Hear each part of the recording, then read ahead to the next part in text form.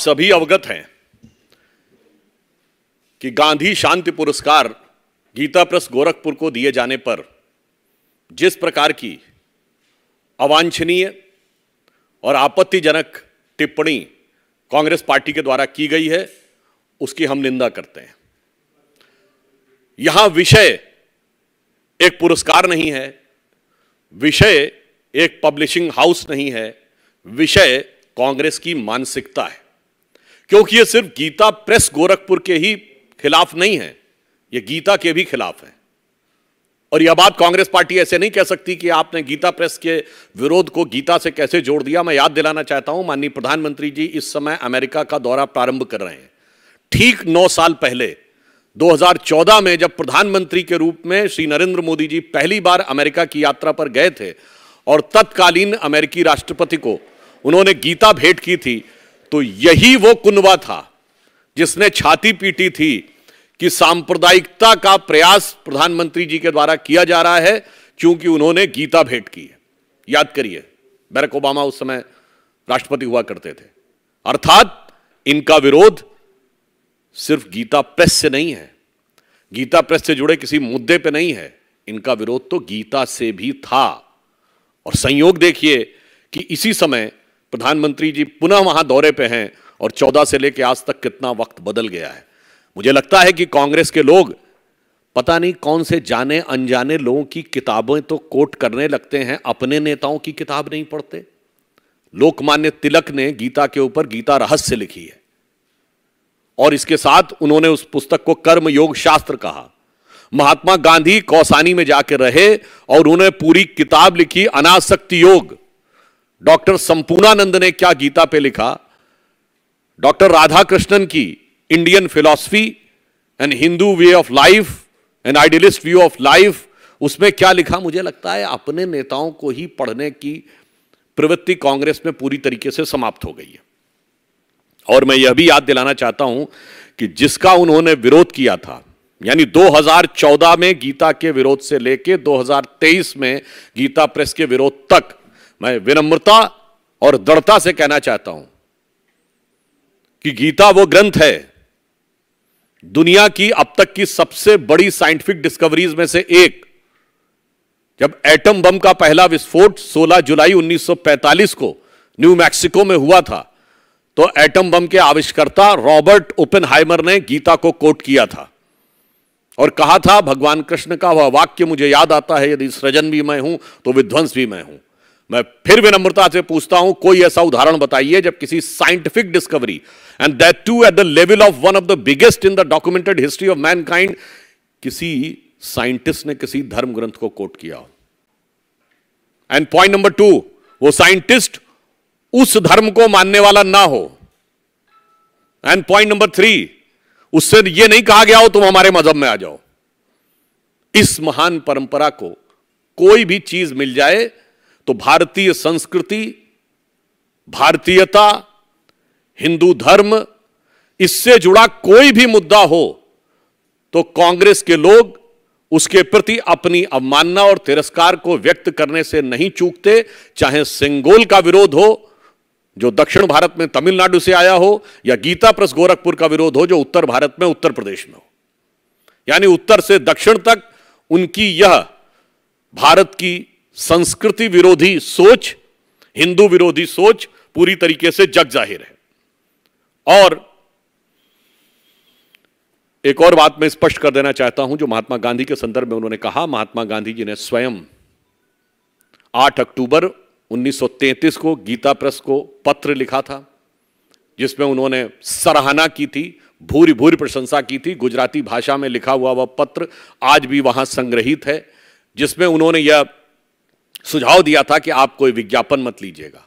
और गांधी जी के उसी सुझाव को सिद्धांत मानकर गीता प्रेस ने आज तक न कभी विज्ञापन लिया, न कभी किसी विषय के ऊपर अपना विचार व्यक्त किया, न किसी विषय की या ग्रंथ की व्याख्या की, केवल ग्रंथों का प्रकाशन किया। और गांधी जी ने यह भी कहा था कि आप बाहर से डोनेशन भी मत लीजिएगा। और गांधी जी के उसी सिद्धांत का अक्षरशः पालन करते हुए उन्होंने कहा है कि सरकार के द्वारा दिए गए इस पुरस्कार से वह गौरवान्वित महसूस करते हैं, परंतु राशि वो नहीं लेंगे। मैं कांग्रेस से पूछना चाहता हूं, गांधी जी के कितने सिद्धांत आज आपके साथ हैं? गांधी का हिंद स्वराज है, गांधी का ग्राम स्वराज है, गांधी का सादा जीवन उच्च विचार है, कि गांधी की खादी है, गांधी का राम राज्य, गांधी का रघुपति राघव राजा राम, गांधी का अंतिम शब्द हे राम, और अब तो गांधी टोपी भी नहीं है। 15 साल पहले यूथ कांग्रेस के ऊपर से गांधी की टोपी राहुल गांधी जी ने हटवा दी थी, मॉडर्न कैप रख दी थी। और मैं एक और तथ्य आप सबके सामने रखना चाहता हूं कि जो लोग गांधी जी को लेकर और गीता प्रेस पर आपत्ति करते हैं, उन्हें मैं याद दिलाना चाहता हूं कि महात्मा गांधी जब यरवदा जेल में थे तो उन्होंने हनुमान प्रसाद पोद्दार जी को पत्र लिखा, और वह पत्र संपूर्ण गांधी वांग्मय खंड 50 पेज नंबर 274, जाके आप चेक कर सकते हैं। मैं पूरा पत्र नहीं पढ़ रहा हूं, सिर्फ उसकी 2 पंक्ति पढ़े दे रहा हूं, आप लोग सब जाकर उसे देख सकते हैं। वो लिखते हैं, प्रिय हनुमान प्रसाद जी, आज तुम्हारा पत्र मिला, तुम सब तक वहां हो, तुम जब तक वहां हो तब तक देवदास की चिंता नहीं रहेगी। अपने पुत्र के लिए लिख रहे हैं। देवदास ने भी मुझे लिखा है कि तुम उसके साथ बहुत स्नेहपूर्ण व्यवहार कर रहे हो। अर्थात जेल में बंद गांधी जी अपने पुत्र के कुशल क्षेम के लिए पोद्दार जी से न सिर्फ अपेक्षा कर रहे थे, बल्कि उनको साधुवाद भी दे रहे थे। तो मेरे विचार से इधर उधर के लेफ्ट ओरिएंटेशन के लोगों की बात को कोट करने की बजाय अपने नेताओं की बात देख लें तो ठीक है। वैसे जिस राइटर की बात उन्होंने कोट की है, जयराम रमेश जी ने, उसने 2014 में भी लिखा था, it's time for to say goodbye to politics for Rahul Gandhi, सितंबर 2014 में। और उसने यह भी लिखा था कि 14 का चुनाव हारने के बाद बाई पोल में कांग्रेस ने अच्छा प्रदर्शन किया था और राहुल गांधी जी को राजनीति को गुड बाय कह देना चाहिए। कितना मानने वाले। परंतु मैं इससे अधिक एक गंभीर बात कहना चाहता हूं। आज कांग्रेस की मनोवृत्ति बहुत साफ है कि Muslim League is absolutely secular, no problem about it, and BJP is communal, and not only this, RSS is communal, और अब तो हद हो गई कि गीता प्रेस गोरखपुर भी कम्युनल है। और मैं यहां यह भी याद दिलाना चाहता हूं कि जो बहुत ऊंचे ऊंचे स्वर में कह रहे थे कि यह मुस्लिम लीग वो मुस्लिम लीग नहीं है, यह सरासर झूठ है। विभाजन के बाद बनी इंडियन यूनियन मुस्लिम लीग के पहले अध्यक्ष मोहम्मद इस्माइल मोहम्मद अली जिन्ना की मुस्लिम लीग के मद्रास प्रेसिडेंसी के अध्यक्ष थे। वो मद्रास प्रेसिडेंसी में उस जमाने में लगभग पूरा दक्षिण भारत आता था, और मोहम्मद इस्माइल के टाइम में दक्षिण भारत की 30 में से 30 मुस्लिम कॉन्स्टिट्यूएंसीज मुस्लिम लीग ने जीती थी। जिन्ना की मुस्लिम लीग ने 1946 में जीती थी और 95% मुस्लिमों का वोट प्राप्त किया था। और मैं कांग्रेस के लोगों को बता देना चाहता हूं, अगर जिन्ना को उपाधि थी कायदे आजम, तो मोहम्मद इस्माइल को उपाधि थी कायदे मिल्लत, यानी दक्षिण भारत के जिन्ना की तरह वो माने जाते थे। और इतना ही नहीं, आजादी के बाद ऐसा भी नहीं कि उनका कोई हृदय परिवर्तन हो गया था। 17 अगस्त को उन्होंने आजादी के बाद 47 में एक बयान दिया है कि उन्हें वैसे ही मुस्लिम पृथक निर्वाचन क्षेत्र चाहिए जैसे कांग्रेस ने 1916 से दिला रखे थे। अर्थात मुस्लिम्स के लिए अलग कॉन्स्टिट्यूएंसी नहीं चाहिए, उसमें वोट देने का अधिकार भी सिर्फ मुस्लिम्स को होगा, जिसको लेकर संविधान सभा में सरदार पटेल ने उनकी अच्छी खबर ली थी। और उनके दूसरे नेता बी पोकर साहब, उन्होंने भी इसी चीज की वकालत की थी। तो नाम बदल लेने से कैरेक्टर नहीं बदल जाता। और मैं कांग्रेस से भी कहना चाहता हूं, गांधी जी का नाम रख लेने से वो कैरेक्टर नहीं आ जाता। और मैं यह भी कहना चाहता हूं कि बहुत बार यह हो गया, अनाप शनाप के उदाहरण देकर वीर सावरकर जी का अपमान करना और महात्मा गांधी जी की दुखद हत्या के साथ उन्हें जोड़ने का प्रयास करना। तो यदि उन्होंने किताब कोट की है तो मैं भी किताब कोट करके बोल रहा हूं। एक बड़े लेखक हुए हैं मनोहर मालगांवकर, जिन्होंने किताब लिखी the man who killed Gandhi in 1978, और उनका कोई संघ से कोई कनेक्शन नहीं था। उस किताब में वो लिखते हैं कि जब गांधी जी की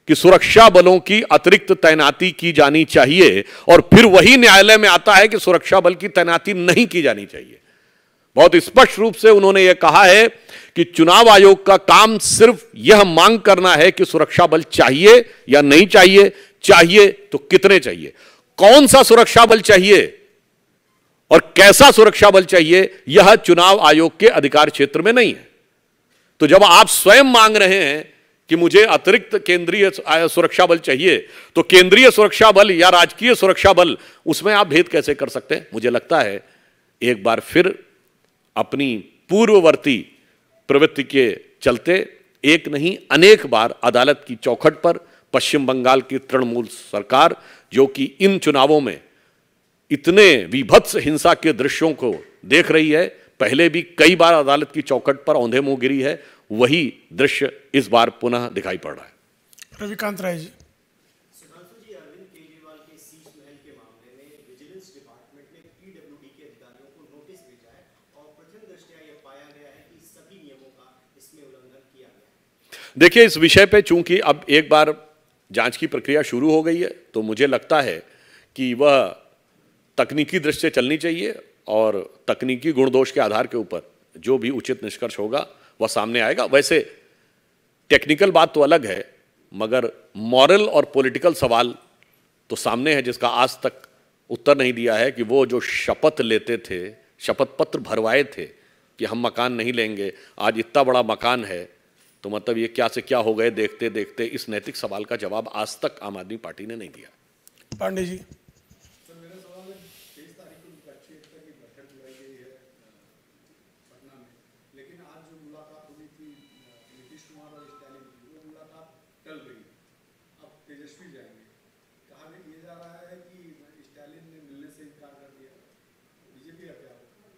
नहीं, मुझे लगता है कि नीतीश कुमार जी, जो अपने को बहुत बड़ा राष्ट्रीय नेता मानते हैं, उनका इतना भारी प्रभाव तमिलनाडु में होगा वोटों के ऊपर, तो शायद इसी कारण से उनको ऐसा लगता होगा कि स्टालिन को कोई समस्या हो रही होगी। मतलब बड़ी आश्चर्य की बात है कि वो नेता हैं जो किसी दूसरे राज्य में कितना वोट प्रभावित कर सकते हैं, कोई भी समझ सकता, पर कोई ऐसी बात नहीं है। देखिए, ये जो तथाकथित विपक्ष की एकता थी जो 23 जून को मिलने वाले थे, ये उतनी ही मजबूत थी जितना बिहार के उस पुल की नींव मजबूत थी जो भरभरा के ढह गया। तो पुल तो टूट ही गया है, अब मांझी भी अलग हो गया है, तो अब भैया की नैया कैसे पार लगेगी ये आने वाला वक्त बताएगा, या यूं कहें कि वो हकीकत खुद ब खुद उभर के सामने आती जा रही है जो जो वो इस कदम पर आगे बढ़ा रहे हैं। यतेंद्र जी।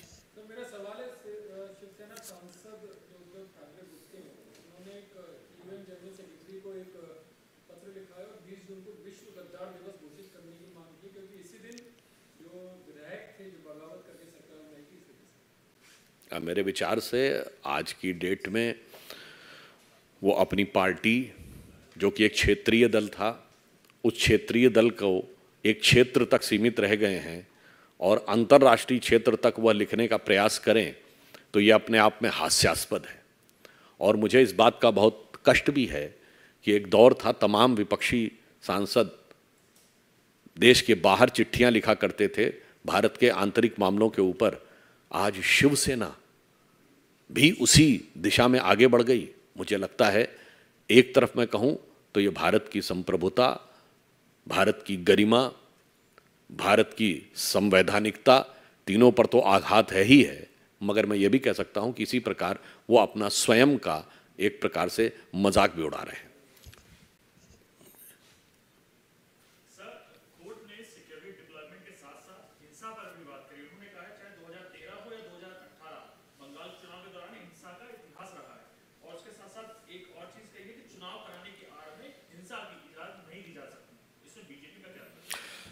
देखिए, हमारा तो डे वन से मानना है कि जो कुछ बंगाल में हो रहा है वो कोई स्वतः स्फूर्त हिंसा नहीं है, वो एक प्रायोजित नियोजित हिंसा है और यह वर्तमान चुनाव में नहीं, पूर्ववर्ती चुनावों में दिखाई पड़ चुकी है। मुझे याद है शायद पिछले पंचायत चुनाव में 14 या 15 लोगों को अपनी जान गंवानी पड़ी थी। यदि इतनी भीषण हिंसा दिखाई पड़ रही है और उसके बाद कोई सरकार ये कहे कि उसे सिक्योरिटी फोर्सेस नहीं चाहिए, तो मुझे लगता है इससे यह दिखाई पड़ जाता है कि वो किस सीमा तक जाके हिंसा और लोगों की जान की कीमत पर जाकर अपनी राजनीति की रोटी सेकना चाहते हैं। तृणमूल कांग्रेस का यह चरित्र सामने दिखाई पड़ रहा है और जो न्यायालय का ऑब्जर्वेशन है वो बिल्कुल स्वाभाविक है, क्योंकि सिर्फ न्यायालय की क्या बात, हम सब देख रहे हैं मीडिया में, पब्लिक डोमेन में ये सारी रिपोर्ट्स हैं कि हिंसा हो रही है, किस स्तर की हो रही है और इतना ही नहीं किस प्रकार की हो रही है वो भी दिखाई पड़ रहा है।